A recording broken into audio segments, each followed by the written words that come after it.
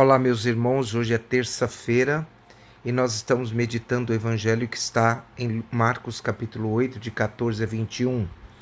E naquele tempo os discípulos tinham se esquecido de levar pães. Tinham consigo na barca apenas um pão. Então Jesus os advertiu: prestai atenção e tomai cuidado com o fermento dos fariseus e com o fermento de Herodes. Os discípulos diziam entre si: é porque não temos pão. Mas Jesus percebeu e perguntou-lhes: por que discutis sobre a falta de pão? Ainda não entendeis nem compreendeis? Vós tendes o coração endurecido?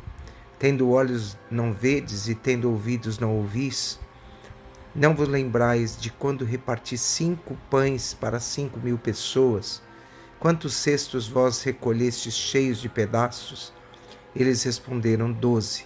Jesus perguntou: e quando reparti 7 pães com 4.000 pessoas, quantos cestos vós recolhestes cheios de pedaços?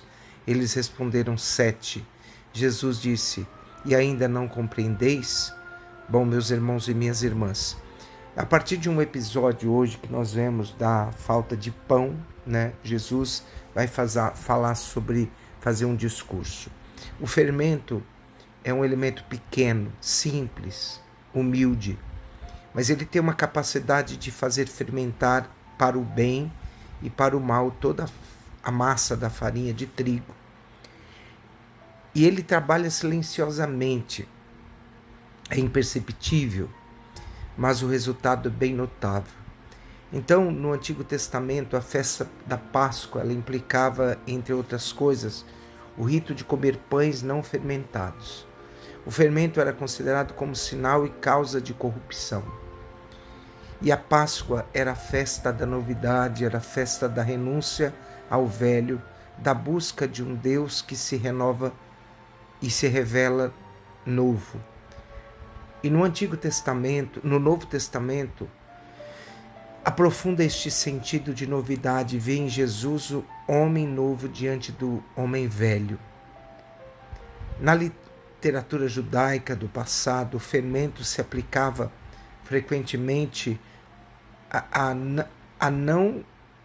não a qualquer corrupção moral, e sim muito concretamente ao orgulho, à arrogância, à soberba e à hipocrisia.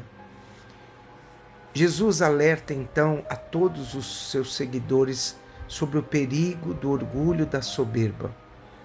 O orgulho arrogante não se preocupa em conhecer a verdade, mas apenas em ocupar uma posição em que ele possa ser o centro de atenção e a norma para o resto. O orgulho, ele tem todos os vícios, como o egoísmo, a injustiça, a ingratidão, a imoralidade, a hipocrisia.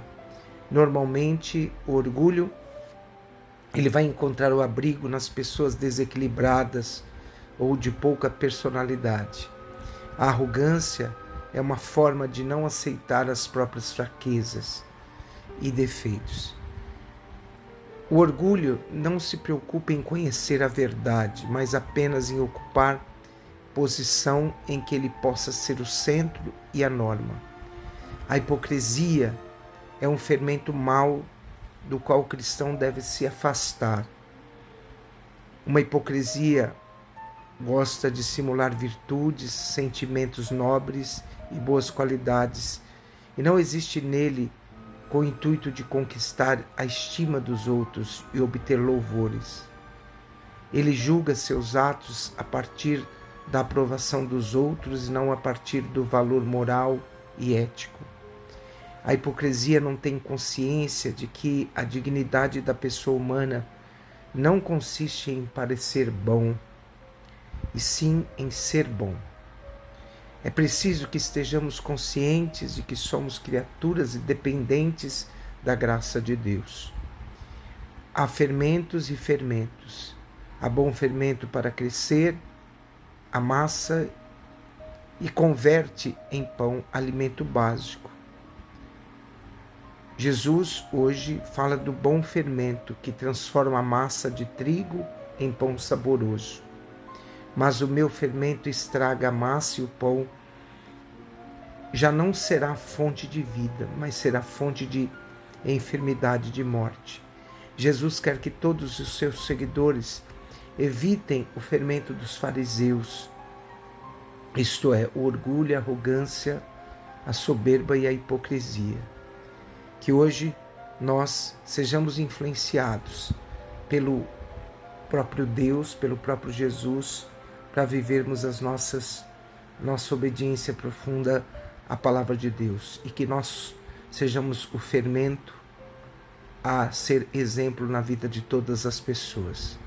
Quando dentro de nós, o nosso coração, a fé e amor, tudo se constrói e tudo se leva à plenitude, à salvação.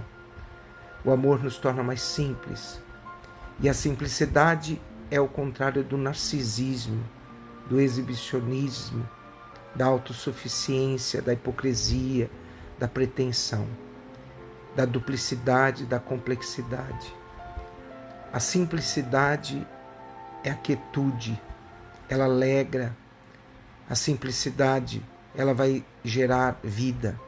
É nisso que a simplicidade é uma virtude para ser conquistada. Que Deus nos abençoe. Em nome do Pai, do Filho e do Espírito Santo. Amém.